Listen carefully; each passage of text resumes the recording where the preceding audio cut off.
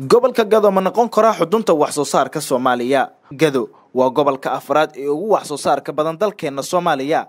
Gobolkani ayaa waxa mara wabiga Juba oo dhererkiisu yahay 300 kiiloomitir, balaciisuna uu yahay 300 mitir.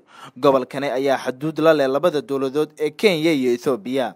10 sano ee ugu dambeysay ayaa waxa kordhayay wax soo saarka dalagyada kala duwan ee beeralayda gobolka Gedo. sidoo kale waxa ayna koror ku yimid tirada beeraha. haatan 3 sano ee ugu dambeysay waxa koror ku yimid goobaha lagu iibiyo dalagyada beeraha, kuwaasi oo mashquulkoodu suuqyada gobolka aad looga dareemayo. dhanka kale waxa jira fursado wanaagsan oo gobolka ka jira, waxaana kamid ah in maalgeliyaal caalami ah ay ka socdo dawladda Turkiga ay booqanayaan gobolka, waxaana soo jiitay wax soo saarka xoogan ee ka jira Gedo iyo hamiga beeralayda gobolkaasi. ma ahan wax soo saarka gudaha oo kaliya, waxa kaloo jirta hiigsi fog kaasi oo ah in meesha laga saaro dalagga dibadda laga keenayo iyo sidii looga hortagi lahaa abaaraha soo noqnoqda, gaajada, faqriga, dawrsiga shisheeyaha oo Soomaaliya oo idil ka jira. haddaba haddii gobolka Gedo uu ku guuleysto abaalmarinta wax soo saarkiisa, waxa ay noqonaysaa gobolka Soomaaliya oo idil ku tanaada awoodda dhul beereedka gobolka, iyadoo aynu ognahay awoodda dhul beereedka gobolkani in uu ku filan yahay